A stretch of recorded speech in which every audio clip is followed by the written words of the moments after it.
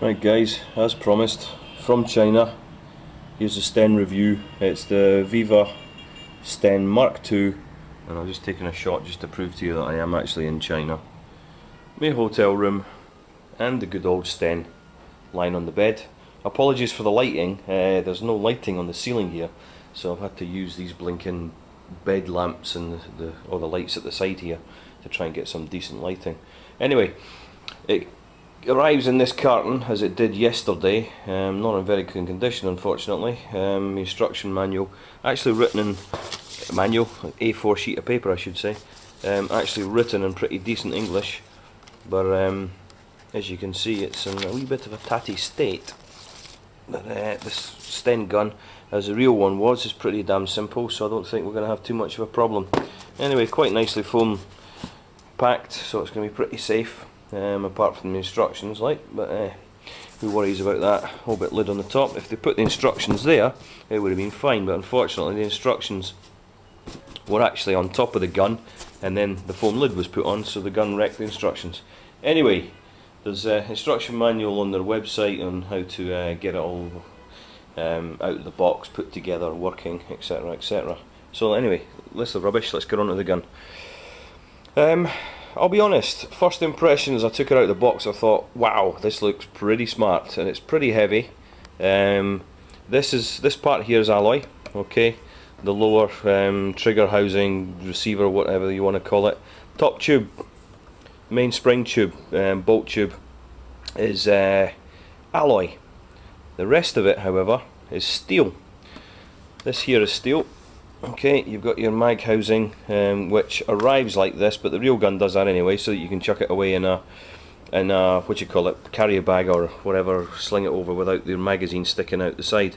So it kind of comes MP40 style-y, and there's a bit more to that than what I've just said. There's a reason for saying MP40 style-y. I'll get back to that in a second. Front end, again, steel.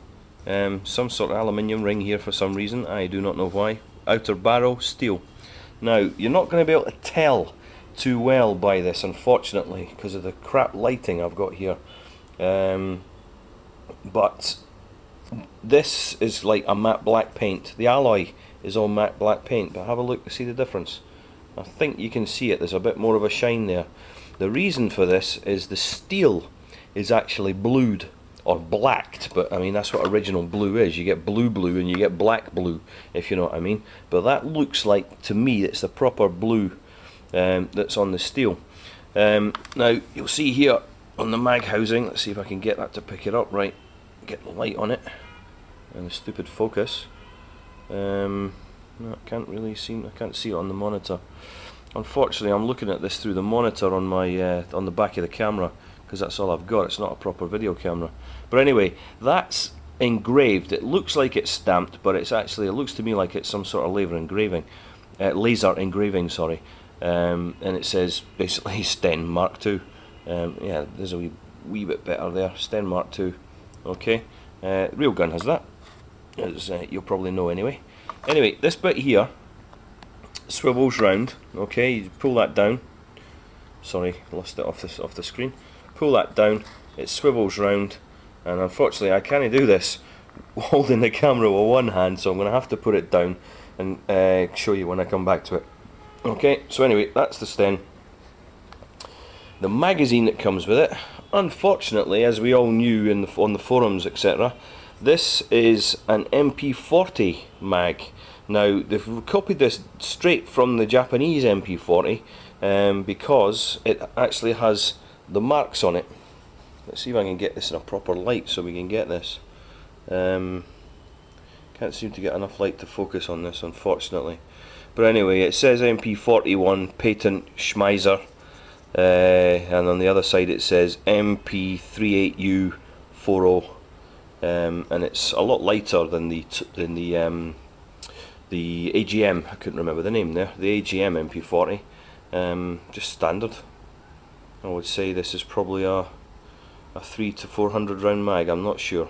Don't quote me on it. Could be a 200 round. Could even be 150. As a matter of fact, I'm talking absolutely rubbish. I didn't even look at the bottom beforehand. It's a low cap. Now, I would imagine it's a low cap. Unfortunately, I haven't got any BBs here, so I can't check it. But there's no winder, so I'm assuming this is a 50 or a 68 or a 100 round low cap that actually comes with this. Although it is metal, it's quite light. It's very, I wouldn't even say it's M16 thickness, maybe it is. But anyway, there's the mag, okay?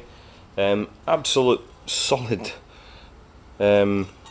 stock here. It's the Mark II version stock, just basically as per the real one, but it's alloy, it's not steel as we all originally thought, which is a bit strange because they must have moulded in the weld marks, so they've done some pretty clever aluminium welding, because it has the weld marks on both ends and under there.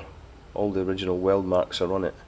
Now I'll have to apologise once again for the clarity of these shots because the light is really pretty sad.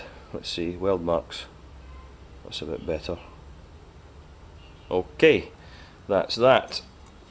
I have to say, the LiPo pack that comes with it, which I was hoping was going to be part of the pack that justified the high price on this, is a bit sad.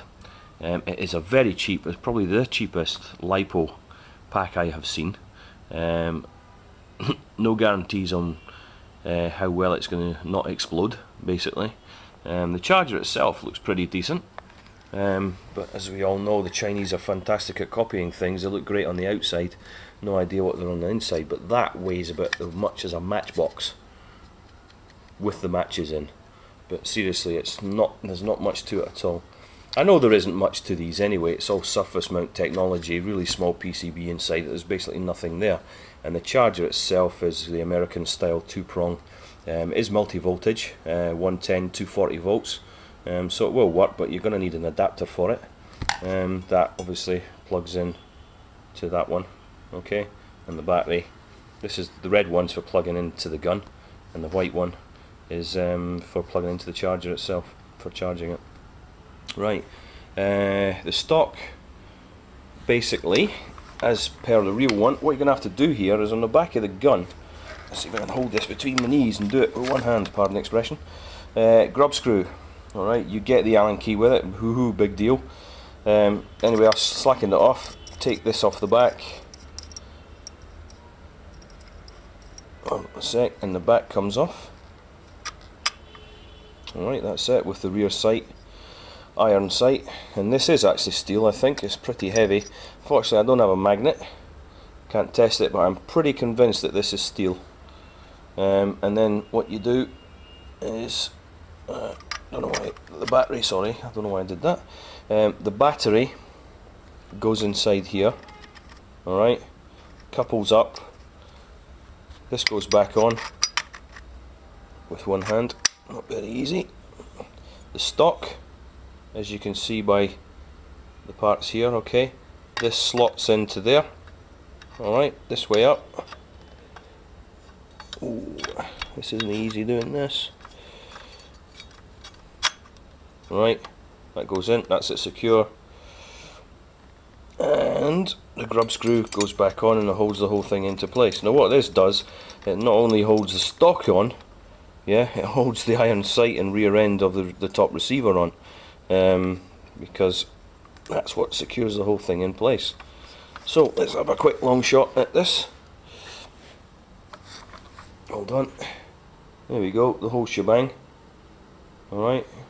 Let's see, I don't think oh yeah, I can. Right, there we go. You heard that click there, the ratchet's come undone. Alright, and what it does is it locates, let's see if we can get this. It locates, I'll tell you what, give me a sec, I'll see if I turn the light on in this camera and get a better shot. Give me a sec. Yeah. Well, that's the record light on in my camera and it ain't much better. Right. This comes round and